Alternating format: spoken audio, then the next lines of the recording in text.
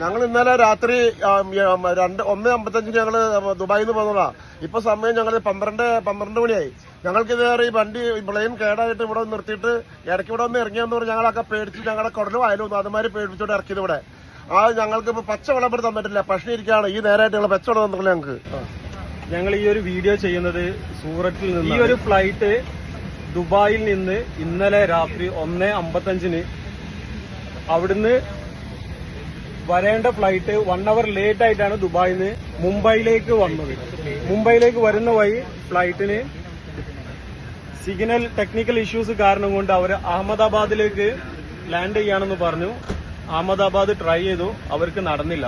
സൂററ്റിലേക്ക് കൊണ്ടുവന്നു. സൂററ്റിൽ ഇവിടെ ലാൻഡ് ചെയ്തു. ശേഷം അവർ പറയുന്നത് ഇവിടെ ഇരിക്കുന്ന ഈ പാസഞ്ചേഴ്സിന് എല്ലാവർക്കും കേരളത്തിലേക്ക് എത്താനുള്ളതാണ്. കാലിക്കറ്റ്, കൊച്ചി, ഇതുപോലെയുള്ള തിരുവനന്തപുരം അടക്കമുള്ള എയർപോർട്ടിലേക്ക് എത്താനുള്ള പാസഞ്ചേഴ്സ് അവരുടെ ടിക്കറ്റ് എല്ലാം ചേഞ്ച് ചെയ്ത് കൊച്ചിയിലേക്ക് അവർ എത്തിക്കാമെന്ന് പറഞ്ഞിട്ട് റീസ്കെഡ്യൂൾ ചെയ്തിട്ട് എടുത്ത പാസഞ്ചേഴ്സ് ആണ് ഇതെല്ലാം.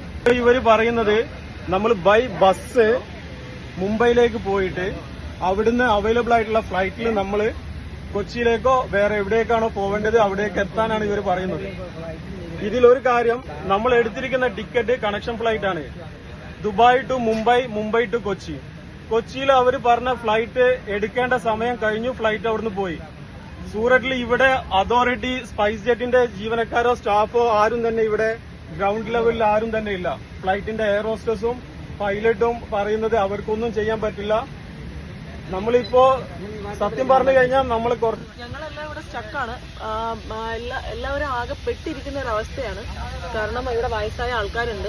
അപ്പൊ ഇവര് അതോറിറ്റീസ് ഒരു രീതിയിലും ഇതിനെക്കുറിച്ച് യാതൊരു റെസ്പോൺസിബിലിറ്റിയും ഏറ്റെടുക്കുന്നില്ല. ഇത്രയേ ഉള്ളൂ. നമ്മൾ മുംബൈയിലേക്ക് ബൈ റോഡോ അല്ലെങ്കിൽ ഫ്ലൈറ്റോ നമുക്ക് അങ്ങോട്ടേക്ക് പോകാൻ റെഡിയാണ്. പക്ഷെ നമുക്ക് അവിടുന്ന് മുംബൈയിൽ നിന്ന് കൊച്ചിയിലേക്ക് ഫ്ലൈറ്റിന്റെ കൺഫർമേഷന്, അതിന്റെ ബോർഡിംഗ് പാസ്, അതിന്റെ ഫ്ലൈറ്റ് നമ്പർ, ടൈം, കാര്യങ്ങൾ കിട്ടിയാൽ മാത്രമേ നമ്മൾ ഇവിടുന്ന് ഫ്ലൈറ്റിൽ നിന്ന് ഇറങ്ങുള്ളൂ എന്ന് പറഞ്ഞിട്ട് ഞങ്ങൾ കുറച്ചു പേര് ഫ്ലൈറ്റിൽ തന്നെ ഇരിക്കുകയാണ്.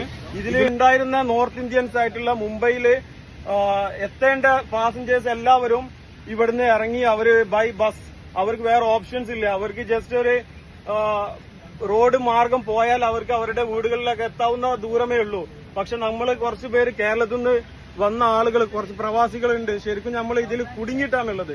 ഇതിനു വേണ്ടി എന്തെങ്കിലും ഒരു നടപടി എത്രയും പെട്ടെന്ന് തന്നെ ബന്ധപ്പെട്ട ആളുകൾ ചെയ്തു തരണമെന്ന് നമ്മൾ ഇതിലുള്ള ഓരോരുത്തരും ആവശ്യപ്പെടുകയാണ്.